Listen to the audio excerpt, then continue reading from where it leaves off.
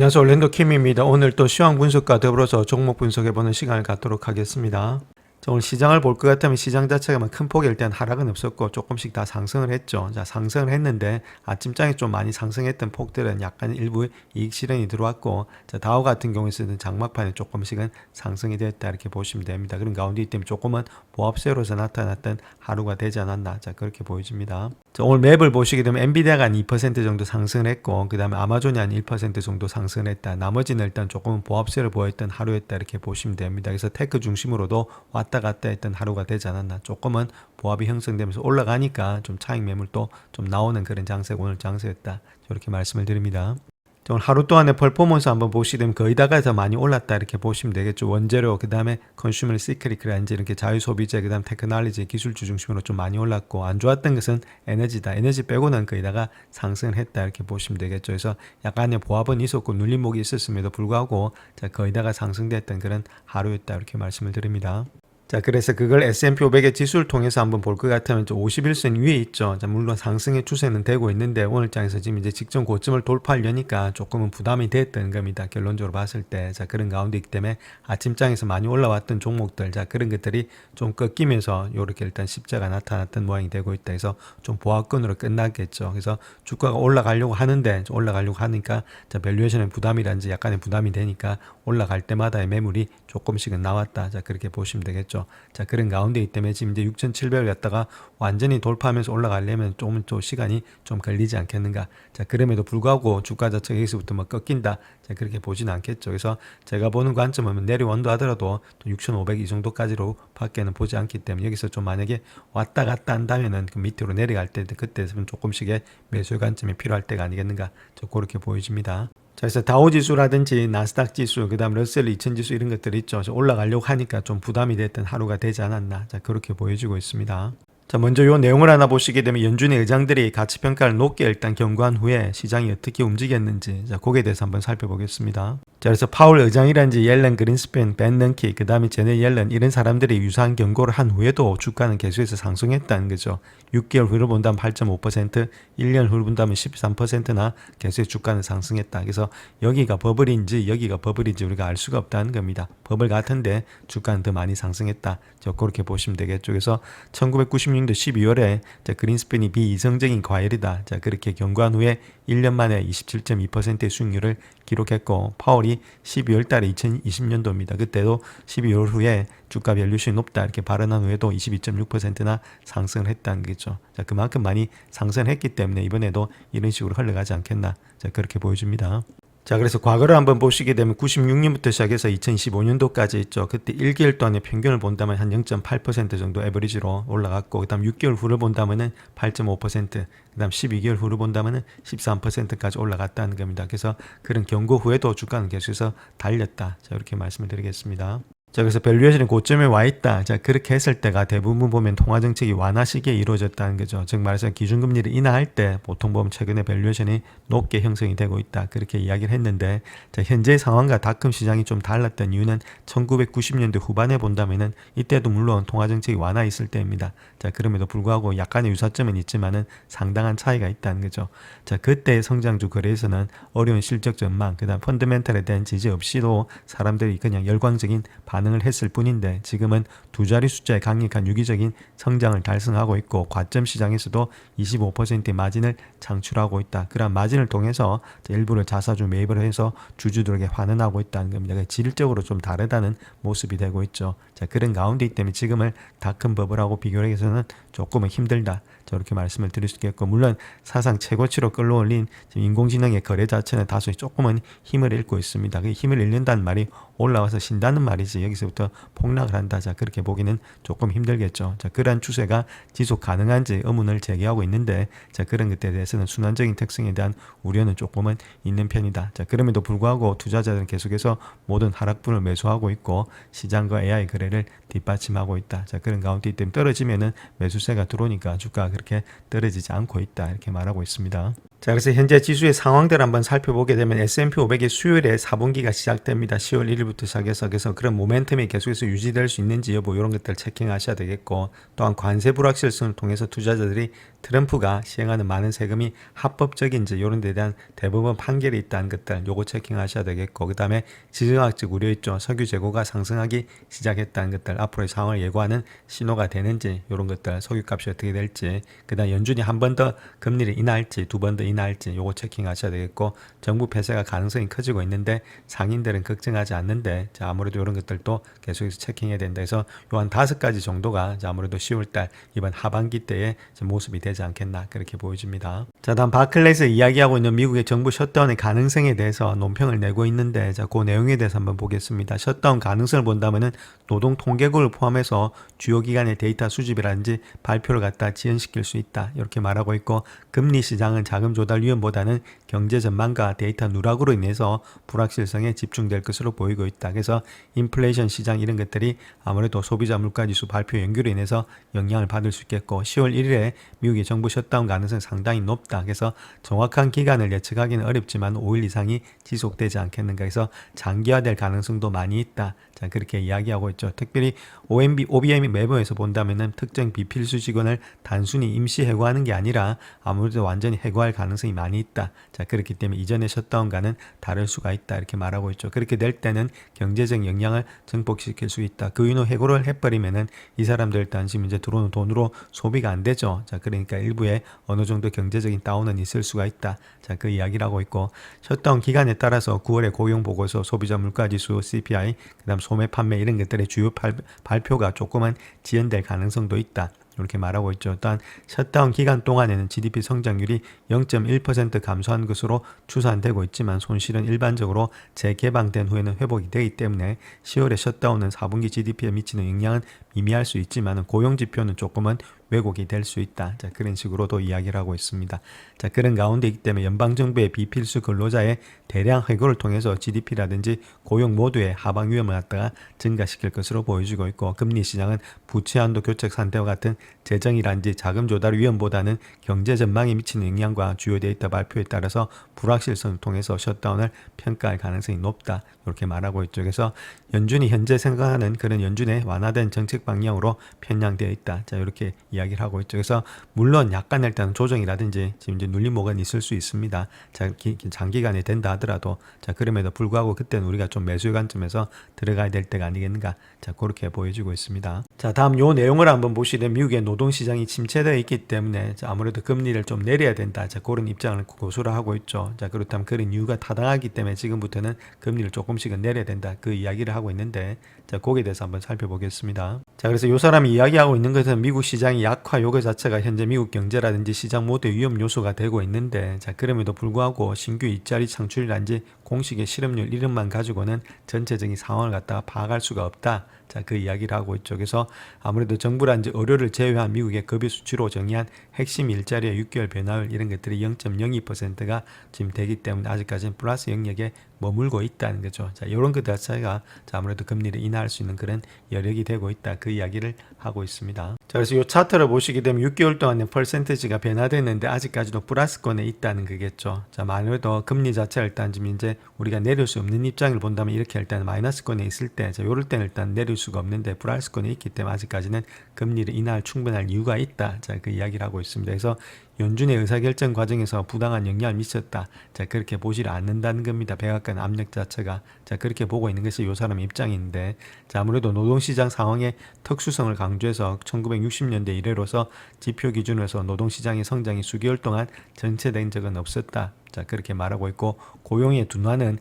해고 증가라든지 경기 침체로 이어지고 있는데, 여기에는 과거에는 일자리 창출 속도도 0으로 떨어지거나 그 이하로 떨어졌을 때 경기 침체가 진행 중이었다. 이렇게 말하고 있죠. 지금은 그런 모양이 안 나타나고 있다는 겁니다. 정말에서 경기 침체가 아니기 때문에 충분히 일단 금리를 인하할 수 있는 그런 입장이 되고 있다. 자, 그 이야기를 하고 있습니다. 자, 그래서 경기 침체가 아닌 이유를 본다면 아무래도 부유한 소비자들이 아무래도 성장의 상당 부분을 주도하고 있다는 점이겠죠. 자, 그런 점들이 지금 현재 모습 속에서 경기 침체가 안 나오는데, 자, 만약에 일단 해고가 좀 급증하기 시작하면 그때부터는 조금 문제는 커질 수가 있다. 이렇게 볼 수 있겠죠. 또한 저소득 고객의 지출이 좀 줄어들고 있다. 이런 것들은 좀 크게 문제는 되지 않는데, 학자금 대출이라든지 여러 가지 대출의 소비자의 신용 연체들도 약간씩은 높은 수준을 유지하고 있다는 것들 우리가 좀 조심을 해야 될 거고, 자, 그럼에도 불구하고 GDP 성장률은 유지되고 있다. 이렇게 말하고 있죠. 노동시장이 부진에도 불구하고, 자, 이런 것들이 성장이 계속해서 형성이 되고 있다는 겁니다. 자, 또한 도이치뱅크에 따르면은 다른 것보다는 AI에 관련된 지출에서 점점 더 의존이 되고 있다는 것이 미국 경제죠. 자, 그렇기 때문에 AI가 없었다면 경기 침체는 이미 시작되었을지도 모른다. 자, 그렇게 말하고 있습니다. 그렇기 때문에 잘 나가고 있는 AI 종목들, 그 다음 부유층들의 계속되는 소비, 이 두 가지가 경제 성장을 갖다 뒷받침하고 있다. 부유한 소비자들이 이렇게 돈을 쓰는 이유는 주식의 가치가 상승하고 있기 때문이다. 이렇게 보시면 되죠. 그래서 이런 것들이 맞물려는 가고 있는데 아직까지도 조금은 조심은 해야 될 때다. 자, 그런 식으로 이야기를 하고 있습니다. 자, 다음은 내부자 매도하는 주식들 한번 보겠습니다. 브로드컴, 엔비디아 등 있죠. 이런 내부자 매각이 일단 눈에 띄는 주식들이 있는데, 자, 거기에 대해서 한번 살펴보겠습니다. 자, 먼저 브로드컴 한번 보겠습니다. CEO 호크탄이 지금 평균 한 340달러를 갖다가 10만 주 매각해서 3,400만 달러 벌어들였다. 자, 그렇게 이야기하고 있는데, 자, 그렇다면 이 사람의 공시가 어떻게 나타나고 있는지 한번 봐야 되겠죠. 그래서 보시게 되면 코드명이 S입니다. S는 셀이라는 이야기인데 그냥 팔았다는 이야기입니다. 이 정도를 갖다가, 자, 이 정도 일단 339, 저번에도 340달러에 팔았죠. 자, 그렇다면 이런 사람들이 CEO가 조금은 물량을 자기가 스스로 던지고 있다. 이렇게 보시면 되겠죠. 일부를 익절을 하고 있다는 겁니다. 많이 왔기 때문에 일부에 약간씩은 익절해 나가는 것이 현재의 CEO다. 이런 것도 우리가 알 수가 있겠죠. 그렇다면 물량을 다 털고 나가는 건 아닌데 계속해서 주가는 갈 수 있는데, 자, 이런 사람들이 일부 익절했다는 말은 조금은 고평가되지 않았나. 자, 그렇게 이 사람들은 생각하고 있다. 이렇게 말씀을 드립니다. 자, 다음 오클로 한번 보겠습니다. 오클로의 마이클 이사 역시도 평균 한 134달러에 5만 주를 팔아서 670만 달러 벌어들였다. 이렇게 말하고 있죠. 그래도 이 사람의 지금 이제 마찬가지로 공시자료를 본다면 S죠. 자, 자기가 뭐 스탁 옵션을 받았든지 RSU를 받았든지 뭐 PSU를 받았든지, 자, 그런 것이 아니고 직접적으로 팔았다는 겁니다. 4만 주, 만 주 이런 식으로. 자, 그런 가운데 있기 이거는 디스포즈 했다는 거죠. 털었다는 이야기가 되겠습니다. 그래서 이렇게 자기가 스스로 털었다는 것은 주가 자체가 좀 고평가되어 있다고 스스로 생각하고 있기 때문에 다 튼 건 아닙니다. 일부만 익절했고 나머지는 또 이게 남아 있습니다. C노트 이런 데 보면은, 자, 그런 가운데 때문에 물량을 다 털고 나갔다. 자, 그렇게 하기보다는 주가가 많이 고평가되어 있으니까 일부씩 약간씩 익절하고 있는 것이 CEO다. 물론 이거 익절했다고 해서 주가가 안 가는 건 아닌데, 자, 자기들 나름대로는 좀 고평가라 생각해서 약간씩은 익절하고 있다. 자, 그렇게 보시는 것이 가장 중요하겠습니다. 자, 그 다음 또 엔비디아 한번 보겠습니다. 마크 스티븐스가 지금 평균 177달러 정도에 35만 주 매도했고, 그 다음에 일단은 하비 존스 역시도 176달러 25만 주를 매도했다. 이렇게 보시면 되겠죠. 그래서 이 사람도 한번 보겠습니다. 여기도 지금 이제 셀로 되고 있죠. 그래서 이거 코드명이 가장 중요합니다. 뭘로 팔았는지 자기 의지가 담긴 걸로 팔았다는 겁니다. 자, 그 정도로 일단은 팔았다는 것은 요거 자체에서 어느 정도는 176불, 180불대가 약간은 고점에 와 있다. 자기 나름대로 그렇게 생각해서 일부 물량을 던지고 나머지는 또 가지고 있으니까 완전히 털었다. 이렇게 보지는 않고 있죠. 자, 마지막으로 하비 존스 역시도 176달러 25만 주를 매도해서 4,410만 달러 정도를 기록했다. 이렇게 말하고 있죠. 그래서 이 사람도 보시게 되면 S가 되고 있죠. 이런 사람들이 팔고 있다는 것은 아무래도 다른 것보다는 주가 자체가 조금은 고평가되어 있지 않았나. 이 정도면 적정 주가가 되지 않았나. 자, 그런 가운데 있고, 이 사람이 팔아서 안 올라가는 건 절대 아닙니다. 올라가는데 시간이 걸리든지 약간의 주춤을 할 수 있다. 자, 그런 식으로 우리가 생각하시는 게 더 바람직하겠습니다. 자, 또한 엔비디아 같은 경우는 서울의 로봇공학 컨퍼런스에서 구글의 딥마인드, 디즈니의 리서치와 함께 구축된 오픈소스인 뉴턴의 피직스 엔진과 코스모스 리전의 비전 언어 모델을 통합한 새로운 아이작의 그루스의 로봇 모델을 소개했다. 저렇게 말하고 있는데, 특별히 코스모스 리전 같은 경우에는 허깅 페이스 피지컬 리즈닝에서 순위표에서 1위를 달렸다. 자, 이런 식으로 또 이야기를 하고 있습니다. 저 어떤 합성 데이트용으로 업데이트된 코스몰드 월드를 갖다 출시를 했고, 보스턴 다이내믹스에서 테스트한 아이잭 랩의 2.3에 대해서도 능숙한 워크플로우를 추가를 했다. 이렇게 또 밝히고 있죠. 또한 72개의 블랙웰의 GPU를 탑재하고 있는 GB200의 MVL의 72 시스템이라든지 RTX 프로 서버, 그다음 로봇 추진을 위한 젠슨 도울 이런 것들을 포함한 여러 가지 AI의 하드웨어를 출시했다 이렇게 말하고 있습니다. 그래서 결론적으로 봐서 엔비디아는 보스턴 다이내믹스, 그다음 어질리티라든지 피겨 AI, 그다음에 테크맨 로봇 이런 데서의 도구를 채택하고 있고, 또한 스탠퍼드라든지 ETH 주리치라든지 NUS 이런 저 좋은 대학교에서도 이를 다 사용하고 있다. 자, 그렇게 말을 하고 있죠. 자, 그만큼 로봇의 진심인 것이 아무래도 지금 이제 엔비디아가 되지 않겠나. 자, 그렇게 보여주고 있죠. 그래서 로봇과 테슬라, 자, 이런 것들이 어디서 할 때는 형성돼서 누가 더 1등을 할지 우리가 계속해서 지켜봐야 될 때다. 저렇게 말씀을 드립니다. 자, 다음 도이치뱅크에서 이야기하고 있는데 반도체 장비주 이런 모멘텀은 지속될 거다. 자, 그렇게 이해하면서 램 리서치에 대해서 이야기하고 있죠. 자, 그 내용에 대해서 한번 살펴보겠습니다. 자, 그래서 도이치뱅크 같은 경우는 앞으로 더 큰 상승이 있을 것이다. 그래서 지금 중립에서 매수로 상향 조정했고, 지금 목표 주가를 100달러에서 150달러로서 상향 조정하겠다. 앞으로 17%의 상승 여력이 있는데, 그 이유는 웨이프 제조 장비에 대한 전망이 개선됨에 따라서 주가의 상승세를 이어갈 것으로 보고 있다. 이렇게 이야기하고 있습니다. 자, 그래서 그렇게 주가를 높게 줬던 이유를 보게 되면 개선된 전망의 주요 동인은 더욱더 유리한 매물의 수급 상황이 있겠고, 2차 파운드의 모멘텀이라든지 중국에 대한 전망의 개선이다. 이것 때문에 주가를 갖다 높게 줬다. 자, 그 이야기를 하고 있고, 전체적으로 봤을 때 WFE 있죠. 웨이퍼 이퀴먼트를 말하고 있는데 장비라는 거죠. 자, 2015년도 6년도에 대비해서는 6에서 5% 정도 더욱더 많이 성장할 것으로 예상이 되고 있다. 이전 추정치가 3에서 4%니까 훨씬 더 많이 가니까 아무래도 주가의 상승폭이 있지 않겠는가. 자, 그렇게 이야기를 했고, 동종 업계에 대해서 대비해서 밸류에이션이 그렇게 높진 않다. 그 이야기를 하고 있죠. 지금 26.8배수의 P 레이쇼를 보고 있는데, 물론 5년 평균을 봤을 때는 25% 이상 높다. 자, 그럼에도 불구하고 다른 업체 있죠. 어프라임 머티리얼스라든지 KLA 이런 것들도 지금 이제 큰 프리미엄을 받고 있기 때문에 밸류에이션이 같은 종종 업계에 비해서 그렇게 높지가 않고 있기 때문에 주가는 더 갈 수가 있다. 자, 그런 식으로 이야기를 하고 있습니다. 자, 다음 요 주식에 대해서 한번 알아보겠습니다. AI를 구동하고 있는 유틸리티라는 회사 등인 비스트라 에너지입니다. 자, 그 회사가 어떻게 돌아가고 있는지에 대해서 한번 살펴보겠습니다. 자, 비스트라 에너지 같은 경우에 있어서는 미국에서 가장 큰 통합 소매 전기라든지 발전 회사 중에 하나를 운영하고 있는데, 20개 주라든지 콜롬비아 특별구에서 걸쳐서 500만 명의 고객에게 서비스를 제공하고 있다. 자, 이렇게 이야기하고 있고, 천연가스, 원자력, 석탄, 태양광, 그다음 배터리 이런 에너지 저장 시스템을 포함해서 41,000메가와트 이상의 발전량을 갖다가 아우르는 그런 다각화된 포트폴리오를 운영하고 있다. 이렇게 보시면 되겠죠. 그래서 특히 PJM의 인터커넥션이라든지 엘콕 지역에서 경쟁이 치열한 소매 시장에서 진출해 있는 상태에 있습니다. 자, 또한 2020년도 이후부터는 재생에너지, 그리드 규모의 배터리 저장이 20억 달러 넘는 상당한 투자를 해왔고, 원자력인지 가스자산 이런 데서 안정적인 기저부하를 유지하는 동시에 에너지 전환으로서 선두자리를 매김해온 것이 비스트라다. 이렇게 보시면 되는데, 자, 지금 현재에서 강세 요인을 본다면 인공지능 데이터 센터의 성장, 그 다음에 광범위한 전기와 추세에 힘입어서 급증한 전력 수요에 비교할 데 없이 잘 부합되는 것이 비스트라다. 이렇게 보시면 되겠죠. 그래서 미국의 전력 수요가 2030년도까지 2배로 증가될 것이다. 그래서 가장 깨끗한 기저부하 중 하나인 비스트라 원자력은 배출 규제 없이도 이러한 수요를 충족하는 데 이상적이다. 자, 이런 것들 때문에 주가가 많이 올라왔다는 이야기입니다.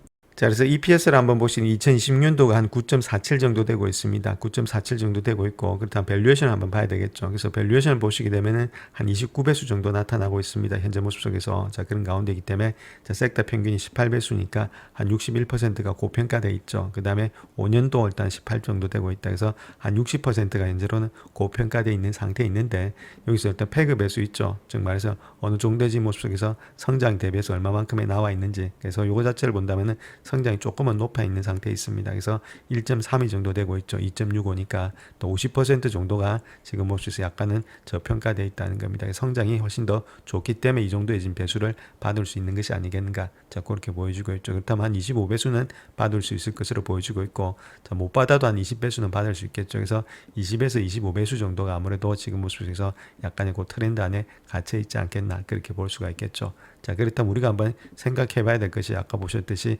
9.47 정도 되고 있습니다. 그렇다면은 9.47이죠. 9.47에서도 한 20배수 정도 줄 수 있다. 자, 그렇게 했을 때는 190불 정도 나타나고 있고, 자, 반면에 25불을 줬다. 자, 그렇게 했을 때는 9.47이죠. 자, 그렇게 했을 때는 한 240불 정도가 나타난다는 겁니다. 그래서 235불에서 한 190불 정도가 형성이 되고 있다. 이렇게 보시면 되겠죠. 자, 그런 가운데 있다면 현재 모습 속에서 이 정도입니다. 그래서 190불 라인대에서 240불, 235불 대니까 이 정도 되겠죠. 그래서 이 정도에서 왔다 갔다 하는 그런 배수가 형성되고 있으니까 주가가 만약에 그 밑으로 떨어져서 내려온다면 좀 매수 관점에서 보시면서 들어가셔서 들고 가는 방법이 바람직하지 않겠는가 이렇게 보여주고 있고, 특별히 200일선 있죠. 이런 것들, 그런 것들 가까이 내려올 때는 천천히 매집하셔서 좀 길게 보시면서 들고 가면은 아무래도 주가에 또 큰 폭의 상승이 일어나지 않겠나 그렇게 보여주고 있죠. 그래서 요거는 어디까지나 내년에 한정된 거고, 앞으로도 계속 보면 주가는 더 많이 달릴 수가 있으니까 주가가 빠질 때마다 조금씩 담아서 그렇게 길게 보시면서 가는 것도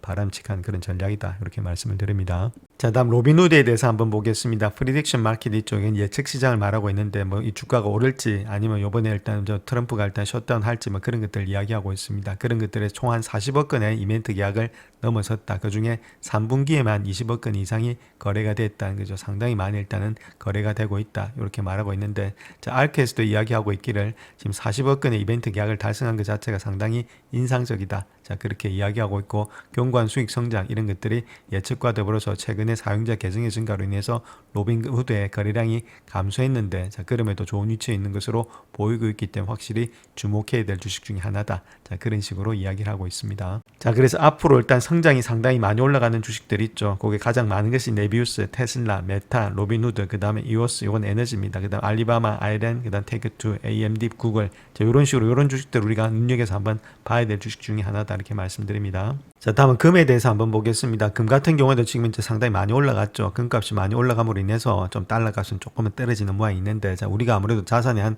5% 미만인지 10% 미만에서는 일부는 일단 금을 조금은 가져가는 게 좋지 않겠나. 자, 그렇게 보여주고 있고, 자, 미비 재무부에서 금 보유고를 본다면 올해 한 45% 정도 상승했다는 거죠. 온스당에 3,824달러 이상으로 급등했기 때문에 시장 가치가 한 1조 달러를 넘어섰을 것으로 보여주고 있다. 저렇게 우리가 보실 수가 있는데, 자, 은닉체에서 총 261.5밀리언 정도 온수로서 포트녹스에 있다는 겁니다. 자, 있는지 없는지 우리가 아직까지 확인은 안 됐는데, 자, 그렇게 있다고 가정했을 때는 11년의 법률에 따라 여전히 1973밀리언에 불과하죠. 자, 그렇다면 이런 것들의 시가로 가치 평가해버리면 아무래도 미국의 부채 자체는 어느 정도는 또 줄어들 수가 있다. 이렇게 보시면 되겠죠. 근데 그렇게 하지는 않을 것으로 보여지고 있고, 자, 어쨌든 저쨌든 우리도 자, 금값이 계속해서 일단은 내려올 가능성은 없다고 봐야 되겠죠. 올라갈 가능성이 많기 때문에 일부는 헤지 차원에서 조금 들고 가는 것들이 필요는 하지 않겠나. 자, 그렇게 보여집니다. 자, 그와 더불어서 금과 더불어서 우리가 이야기해 봐야 될 것이 금리죠. 자, 금리도 한번 이야기해 볼 것 같으면은, 자, 트럼프 자체가 6월 파이어를 하면서 지금 이제 제롬 파이어를 자른다 이렇게 이야기를 하고 있죠. 그렇기 때문에 아무래도 금리를 갖다 내리려는 그런 입장이 많이 있습니다. 그렇다면 지금 같이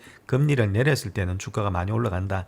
주가가 올라갔다는 말은 아무래도 금값이 내려가야 되겠죠. 아무래도 이거는 위험자산이고 요거 자산 안전자산이니까 안전자산이 내려가야 됩니다. 아무래도 이자가 내려왔으면. 근데 지금은 반대로 도로 올라가고 있고, 이제 금리를 내렸음에도 불구하고 30년물 이런 것들은 크게 안 떨어진다는 겁니다. 자, 그런 가운데 이 때문에 상당히 일단 불확실성이 계속해서 증폭이 되고 있다는 거죠. 그래서 쉽게 지면 이제 금값이 꺾이지가 않고 있다. 즉 말해서 30년물을 안 사주고 있다는 겁니다. 사는 사람들이 거기다가 금을 오시면 이제 가고 있다는 거죠. 믿지를 못한다는 이야기가 되겠죠. 그래서 이런 것들을 통해서 단기채를 계속해서 발행을 해서 아무래도 자금을 조달하지 않겠나. 자, 그렇게 보여지고 있습니다. 자, 다음 인텔에 대해서 한번 보겠습니다. 올해 가장 인기 있는 반도체 주식 인텔이다 이렇게 보면 되는데, 현재 상황은 다음과 같다 이렇게 말하고 있죠. 그래서 인텔 주가가 회복에 대한 열정적인 분위기 속에서 상승세를 보이고 있지만은 회복이 얼마나 빨리 나타날지 이런 게 대해서는 여전히 의문이 되고 있다 이렇게 이야기를 하고 있습니다. 자, 인텔이 큰 폭에 상승했는데 그건 아무래도 일단 트럼프 때문이다 이렇게 보시면 되겠고, 그 다음 엔비디아 이런 데서 외부 지원을 받았다 이렇게 보시면 되겠죠. 근데 엔비디아는 이제 애플 이런 데 또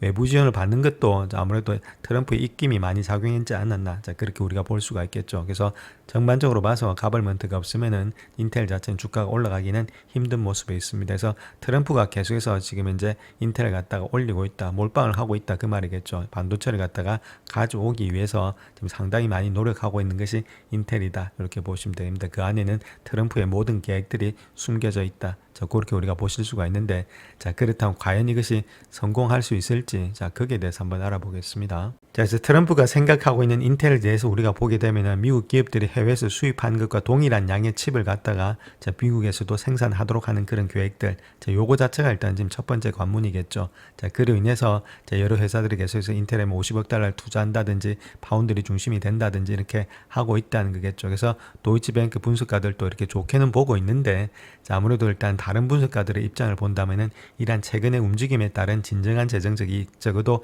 2028년도까지는 영향이 미치지 않는다는 거죠. 자, 그때까지는 제대로 된 이익이 나타나지가 않는다 그 이야기를 하고 있습니다. 그래서 엔비디아와 서버의 중앙 처리 장치, 그 다음에 IFS에 다가올 폴티네의 공직 노드 고객을 포함한 회사의 제품이라든지 파운드리의 이니셔티브에 대한 긍정적인 핵심 성과 이런 지표를 갖다 계속해서 기다려야 된다. 아직까지는 확실하게 돌아서가서 올라가기는 조금은 시간이 걸린다. 그렇게 말하고 있죠. 그래서 2028년도까지는 적어도 기다려야 되지 않겠나. 그래서 아직까지는 우리가 지켜보면서 가야 될 거지. 여기다가 완전히 돈을 갖다 왕창 물어틀어서 주가가 완전 급등을 한다. 자, 그렇게 보기는 조금은 힘든 모양이 있다. 그런 식으로 이야기를 하고 있습니다. 자, 그로 인해서 목표 주가를 갖다 23달러에서 30달러 상향 조정했는데, 자, 목표 주가가 아직까지도 현재 가격보다도 낮은 수준에 있다. 이렇게 말하고 있고, 엔비디아의 투자로 인해서 월가에서는 다른 기술 대기업들이 인텔을 구출할 것이다. 이런 추측들이 많이 나오고 있는데, 자, 그로 인해서 애플에다가도 요청하고 있죠. 자, 그런데 아직까지는 블룸버그에 따르면 협상 초기 단계이기 때문에 별다른 성과 없이도 끝날 수가 있다. 우리가 조금은 더 지켜봐야 될 때다. 자, 그런 식으로 이야기를 하고 있습니다. 자, 또한 DA 데이비슨 같은 경우에 있어서는 인텔은 이미 미국 정부 엔비디아로부터 지원을 받았고 또 애플을 추가함으로 인해서 미국의 반도체 제조의 주요 공급업체로서 미래를 확립하지 않겠는가. 자, 그렇게 보고 있다는 거죠. 그래서 고객을 확보하지 못한다면 회사의 미래에 불투명했는데, 자, 이런 것들이 적어도 제조 분야에서 최대한 2개 정도의 고객사를 확보하게 될 것으로 보이기 때문에 아무래도 트럼프가 밀어주니까 그런 데서는 조금은 지금 이제 어느 정도 안심이 되지 않나. 자, 그런 식으로도 이야기를 하고 있습니다. 자, 그래서 현재로서 가장 일단 타당하게 분석하고 있는 것이 이런 것들입니다. 금리 인하와 여러 반도체 주식이 사상 최고가를 일단 고려할 때 내년까지 반도체 부분의 인수합병의 기회는 있을 것으로 전망이 되고 있다. 저렇게 말하고 있고, 특별히 계류 중에 있는 거래에 대한 내부 정보는 없는데 현재 거래 활동의 상황은 과거 거래와 활발했던 시기와 상당히 유사해 보이고 있다. 자, 그런데 인텔에 대해서는 가장 큰 의문을 안고 있는데 회사의 폐비라든지 인텔의 파운드리 문제가 해결되지 않는 한 칩 제조업체를 갖다가 인수할 사람은 없을 것으로 보여지고 있다. 이렇게 말하고 있고, 자, 인텔이 경쟁력을 유지하기 위해서는 600억 달러의 투자, 200억 달러 정도의 추가 운영 자본이 필요할 것으로 추산이 되고 있는데, 이렇게 자, 아무래도 자립을 할 그런 자원이 부족하기 때문에 인텔이 선택할 수 있는 선택지는 거의 없다는 거겠죠. 자, 그로 인해서 지금 이제 정부로부터의 직접 지원을 받는 자금은 더 이상 없을 것 같고, 소프트뱅크라든지 이런 데서 단기적으로 투자할 예상이 있다. 이렇게 말하고 있죠. 엔비디아, 소프트뱅크 이런 데서 뭐 단기적으로 투자를 했으니까. 자, 그런 건 가능한데, 자, 그런 것들과 더불어서 지금 이제 살아가기가 이렇게 빡빡하다는 겁니다. 자, 그런데 가장 중요한 것은 TSMC에 대한 투자라든지 팬 매각을 선호할 가능성이 높다. 이렇게 말하고 있죠. 그래서 이를 위해서는 미국 정부가 조금은 격려하지 않겠는가 해서 이쪽에다가 좀 떠넘기면서 자, 이쪽을 통해서 조금은 살아날 방법이 있어야 되겠다. 자, 그렇게 말하고 있죠. 그래서 아직까지는 상당히 힘든 모양이 있는데 자, 조금은 더 지켜봐야 된다. 자, 그런 식으로들 이야기를 하고 있습니다. 자, 다음 비트코인 한번 보겠습니다. 비트코인도 일단 11만원대 200일선 지켜주면서 좀 반등이 들어왔다 이렇게 보시면 되겠죠. 만약에 요선에서 일단 좀 무너졌다면 주가 자체 좀 하락세가 깊을 수도 있는데 여기서 반등이 들어왔기 때문에 다시금 추세는 반등으로 다시금 올라가고 있다 이렇게 보시면 되겠고, 물론 지금 이제 길게 보시게 되면은 자, 코인 이런 시장 자체 있죠. 비트코인이란지 이더리움 이런 것들은 길게 보시게 되면 우리가 떠들 때마다 조금씩 사셔서 들고 가는 전략이 필요하지 않나. 자, 그렇게 보여집니다. 일단 이더리움도 마찬가지로 기술적으로도 일단 직전 고점 라인 때 있죠. 그 라인 때서 반등이 일어났다는 겁니다. 물론 여기서 바로 V자가 될지 약간 또 시간이 걸릴지 자, 그런 것들은 알 수가 없겠지만 아직까지 이 라인대를 갖다 완전히 무너지지 않았다는 것은 상당히 좋은 모양이 있다. 그래서 4천선을 갖다 회복했죠. 자, 그렇다면 아직까지는 하락세로 완전히 접어들기는 좀 힘든 모양이 있다 이렇게 보시면 됩니다. 특별히 200일선 위에 있다는 말은 아직까지는 상승의 추세가 힘이 강하다 저렇게 말씀을 드립니다. 자, 다음 엔비디아 한번 보겠습니다. 엔비디아 역시도 직전 고점이 있죠. 180불대 라인대. 그 다음에 그 밑에 라인대는 160불대에서 어느 정도 왔다 갔다 하는 그런 모양이 있습니다. 즉 말씀드려서 올라가서 옆으로 눕고 있는 모양이 있죠. 자, 그런 가운데이기 때문에 충분히 다 지금 반등할 수 있기 때문에 조금은 기간과 시간 조정이 필요할 때가 아니겠는가. 그런 가운데이기 때문에 주가가 떨어진다면은 조금씩 모아서 들고 가는 전략이 필요하다 이렇게 말씀을 드립니다. 자, 다음 테슬라 한번 보겠습니다. 테슬라도 일단 상승폭이 조금 있었는데 자, 그럼에도 불구하고 좀 올라가니까 450불대 이렇게 가니까 또 눌림목이 나오고 있죠. 그래서 이런 것들도 올라가서 약간의 풀백이 있는 거지 여기서부터 주가가 급락한다. 자, 그렇게 보진 않고 있죠. 그렇기 때문에 조금씩 만약에 내려온다면은 여기도 마찬가지로 뭐 420불대 밑으로 그럴 때는 조금씩 담아서 길게 보시면서 들고 가는 전략이 필요하지 않겠나. 자, 그렇게 보여지고 있고, 이거 자체 역시도 지금 이제 여기서부터 주가가 급락을 해서 내려온다. 자, 그렇게 보지는 않고 있죠. 그렇기 때문에 조금씩 빠진 다음에 이런 것들도 길게 보시면서 들고 가는 전략들이 필요할 때다. 저렇게 말씀을 드립니다. 영상을 끝까지 시청해 주셔서 감사합니다. 영상이 도움이 되셨다면 구독과 좋아요 부탁드립니다. 감사합니다.